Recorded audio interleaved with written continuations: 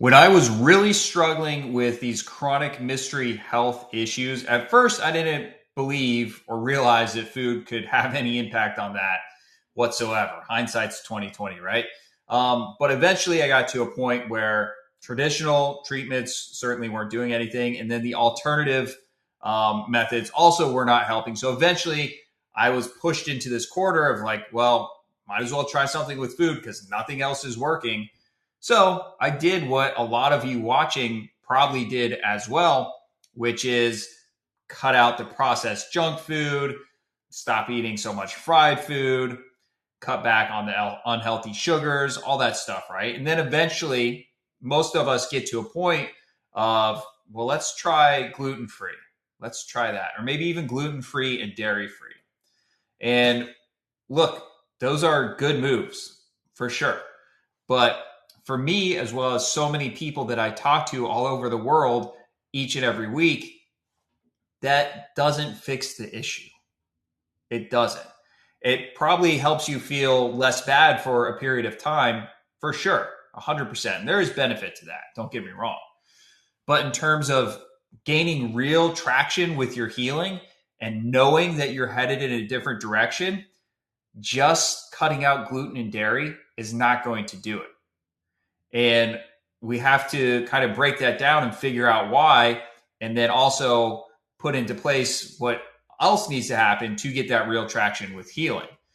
But here's what we're looking at is we're looking at a lot of people out there who are guessing as to why anyone's sick and therefore what can be done to heal it, right? And because pretty much everyone is guessing and they don't have like a very specific root cause as to why anyone is dealing with these chronic health issues, we just pull these different ideas that seem to have made some people less sick, and going gluten-free and dairy-free are two of the big ones, and rightfully so, because they are useful protocols to include. So why is that not enough? Or why does it seem to help some people more than other people? Here's why, is because it's not that the foods themselves are causing the problem. Let's get that right off the bat. Yes, glyphosate that they spray on wheat crops, obviously unhealthy, but that's not the reason why.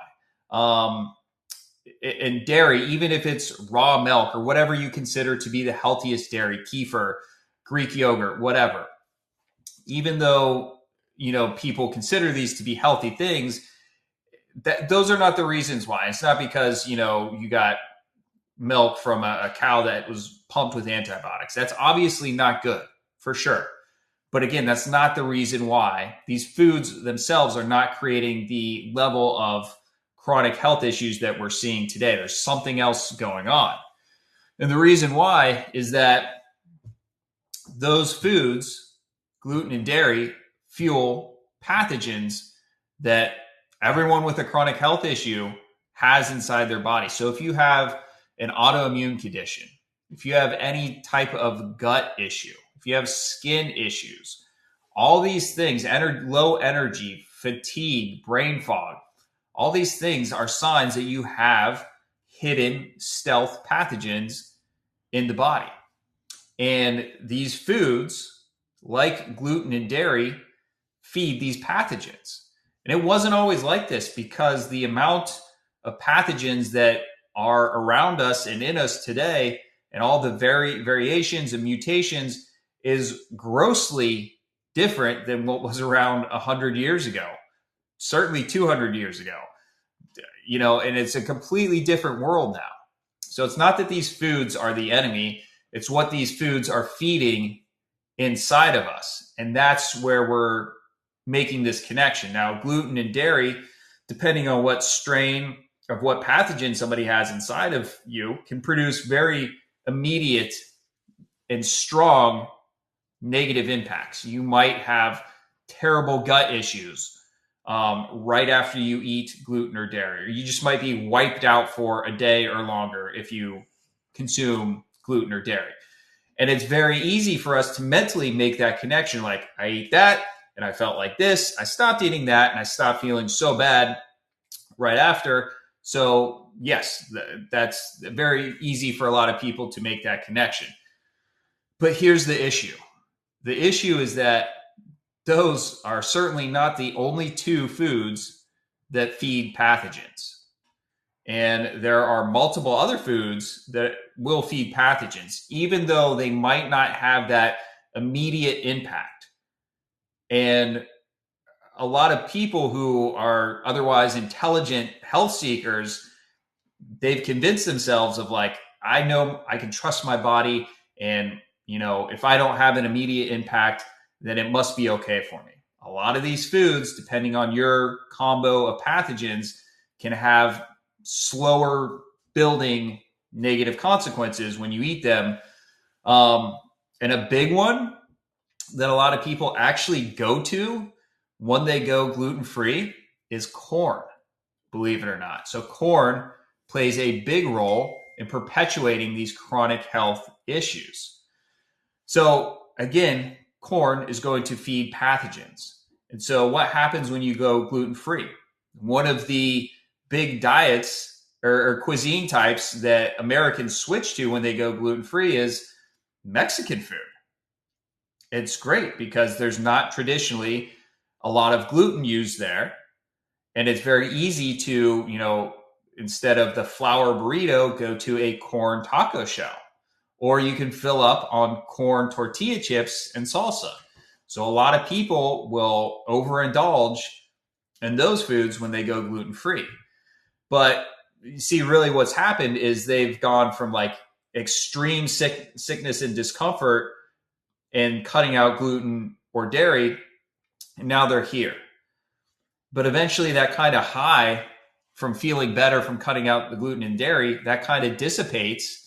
And then they're left with this stark realization. They're like, oh, I'm still not healthy. I'm still not healing. And then what happens is even more sinister, is because that starts to play a trick in the mind of like, well, I guess it wasn't gluten or dairy that was the problem. I guess I can have some. Or maybe if I have, ancient grains, like that type of gluten is probably okay. Or maybe if I have sourdough, because like this type of sourdough doesn't have much gluten, like maybe that's okay. And so they just get sucked back into this world of fueling these pathogens. And so it's very confusing if you don't have a lot of clarity and a lot of direction of what's actually taking place in the body. It's so easy, and this is what I see happen to most people, is they'll actually start doing some good things. Like I said, gluten-free, dairy-free, yeah, like that's a necessary part of healing, but it's certainly not the only thing that needs to happen. And they lose confidence and they lose hope and they lose faith that they ever can heal because they just didn't get to that point of no return with their healing. We're like, all right, like I got this thing now. That's what I do with my clients, is help them understand this and help them to reach that point of no return of like, okay, like this is cool. Now I'm feeling actual healing in my body. I want to keep this going. So I just wanted to make this to point out that like there's so much more nuance and there's so much more detail that goes into actually healing and reversing these chronic health issues. And the issue with going gluten-free, but still including other foods that feed pathogens, is a huge one. I see it all the time. So guys, like, you can heal. Anyone can heal. Everyone has the right to heal. You just have to kind of break free of these preconceived notions of what you thought it was going to look like for you. And you have to fully commit to enough of the protocols that's going to take you from where you're at to where you want to be. That's what I help clients do every day. So if you want to get more information on that, the best way to get a hold of me, send me a DM on Instagram or reach out through my website and we can discuss what that might look like for you. But very important, watch out for corn.